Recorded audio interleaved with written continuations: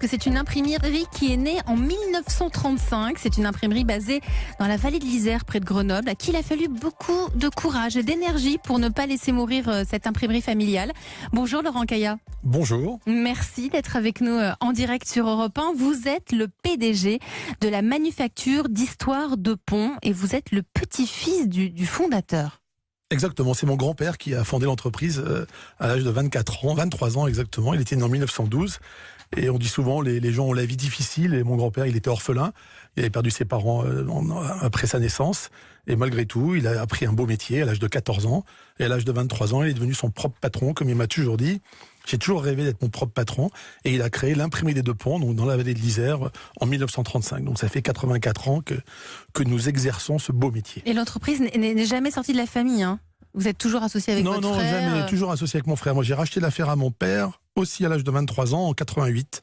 Voilà, on était Vous aviez vous aussi envie de vous inscrire dans cette imprimerie? Oui, mon grand-père avait fait un atelier, une manufacture, et après il avait fait un peu d'immobilier. Donc on est né dans un des immeubles qui était au-dessus des ateliers. Et moi, depuis tout petit à l'école, on me demande qu'est-ce que vous voulez faire plus tard. Et j'écrivais patron imprimeur.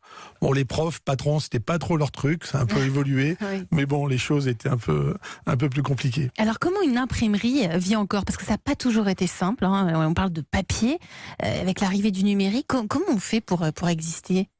Oui, je dirais que l'imprimerie est morte, vive l'imprimerie, c'est-à-dire qu'une forme d'imprimerie a disparu, c'est-à-dire une imprimerie à grande échelle, une imprimerie de volume, n'a pas de sens. Le digital a pris la place. Il y a plein de médias, dont la radio, qui sont des médias formidables, mais je pense que tous ces médias sont complémentaires. Donc nous, on doit avoir un positionnement, et quand on se présente plus comme imprimerie, parce qu'on ne fait pas que de l'imprimerie, on a 34 métiers, donc on se présente comme une manufacture, et on va dire qu'on est Deux Ponts manufacture d'histoire, ça veut dire qu'on aide nos clients à raconter leurs histoires marketing, donc grâce à tous nos métiers, vraiment on va chercher l'essence même des métiers artisanaux, en mode industriel, parce qu'il faut être compétitif aussi avec la compétition mondiale, mais on cherche vraiment à avoir des supports, des documents qui font passer une émotion. Alors comment vous avez muté justement? Comment vous vous êtes transformé? Vous dites que vous n'êtes plus une imprimerie, vous êtes une manufacture. Vous faites quoi exactement? Vous travaillez, je crois, vous êtes positionné dans le haut de gamme? Dans le très haut de gamme, oui. Dès 96, en fait, on a pris le parti pris. On est monté à la capitale, on a quitté notre vallée de l'Isère parce qu'il n'y avait plus assez de travail dans la vallée. Donc on est monté à la capitale et on a commencé à travailler avec Vuitton, avec toutes les maisons de la place Vendôme. Les grandes marques de luxe. Toutes les grandes marques de luxe, donc le groupe Kering, le groupe LVMH, le groupe Richemont, tous les grands hôtels, le Ritz. Et là, vous fabriquez pour eux des catalogues, des dépliants? Oui, des magazines, des revues, les catalogues, les dossiers de presse, les invitations pour les défilés. Voilà, tout ce qui va contribuer à valoriser la marque. Avec du papier de prestige, un peu du papier haut de gamme. Oui, on va toujours chercher du papier noble, du papier bio, avec une traçabilité. Nous, on était le premier imprimeur, j'ai écouté un peu votre émission d'avant, on était le premier imprimeur avec ISO 14001 en 2003 en France. En 2003, les gens se posaient pas trop la question. Donc nous, on ne génère aucun déchet. Il n'y a aucun déchet. On n'a pas de camion poubelle qui passe chez nous. Donc tout est traité. Et ça, c'est un des critères importants. Il y a des groupes, tous les grands groupes de luxe sont vraiment très, très à cheval là-dessus et font très attention. Vous disiez que vous étiez une manufacture avec plusieurs métiers. Vous avez été labellisée entreprise du patrimoine vivant, EPV.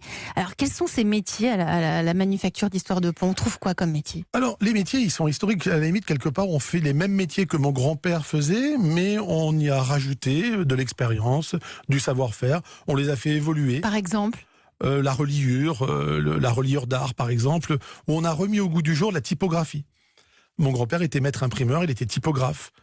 Il avait appris ce métier. Pendant longtemps, après l'offset est arrivé, c'est des procédés techniques, on a remis la typographie au goût du jour. C'est-à-dire qu'on est allé chercher des anciens métiers, on a intégré chez nous, quand on dit qu'on est manufacture, on a 34 métiers intégrés, et tous ces métiers contribuent à rendre beaucoup plus noble le produit imprimé, c'est-à-dire l'outil de communication. Ils sont tous concentrés au même endroit? Oui, tous au même endroit. On a 13 000 mètres carrés couverts, voilà, c'est assez grand, on a beaucoup de matériel. Et tous ces métiers sont réunis. Il y a du travail chez vous? Oui. Il y a de l'emploi? Oui, bien sûr. Oui. Et c'est important, surtout de la formation. Vous cherchez quoi, par exemple? Nous, si demain vous nous trouvez, moi je sais pas, un relieur, un sérigraphe, conducteur offset, des gens de métiers techniques, nous on appelle ça des métiers sous tension. C'est-à-dire qu'on a vraiment beaucoup de mal à recruter. Mathieu Davy. C'est très intéressant, mais c'est vrai qu'on est un peu, c'est un voyage dans le temps. Là, c'est un peu le Berluti de l'impression. Vous êtes, je crois que vous avez même remporté le Cadre d'Or en 2016. Exactement. Je crois que c'est la récompense suprême du métier. Alors, quand on voit les objets que vous créez, c'est absolument Qu'on peut magnifique. voir sur europe1.fr en Mais direct. effectivement, est-ce qu'on n'est pas... on vous parlait de transformation numérique, on parlait d'environnement, et justement, et peut-être de la main-d'œuvre que vous cherchez. Est-ce que vous allez trouver des compétences à un moment donné d'un métier qui peut-être appartient à une vieille tradition, mais est-ce qu'elle peut continuer à exister? Est-ce qu'elle peut attirer les jeunes alors qu'elle peut justement interpeller sur et l'écologie et le numérique? Voilà. Oui, bien sûr, je pense que c'est important aussi de donner de la valeur aux choses, de donner une possibilité de carrière dans nos métiers. C'est vrai que c'est des vrais métiers, et ce qu'on fait, c'est des choses vraies. C'est fait par la main de l'homme. Des métiers anciens, et vous fabriquez des choses très actuelles. Très modernes, très qui peuvent faire contemporaines. envie à des jeunes. Oui, voilà. Et on a fait un catalogue pour Suprême, par exemple, qui est une marque très connue. Voilà, et ça, les gens adorent le média papier parce que ça donne une émotion et aussi c'est une surprise. On peut à chaque fois découvrir quelque chose au-delà de l'émotion. Il y a la partie surprise qui rentre en ligne de compte. Et le papier, à son positionnement, il s'est réduit. C'est-à-dire qu'on peut plus considérer que c'est une production de masse. Au contraire, c'est une production de niche. Et quand vous parlez du label EPV, qui est un label formidable, on remercie l'État de l'avoir mis en place, c'est vraiment travailler l'artisanat, l'industrie d'excellence. Avec des savoir-faire français. Merci Laurent Caillac, merci d'être venu nous présenter la manufacture d'Histoire de Pont, d'avoir su nous en parler avec tant de passion. C'est l'entreprise qui va bien, merci. Merci à vous. Il est 13h50. Europe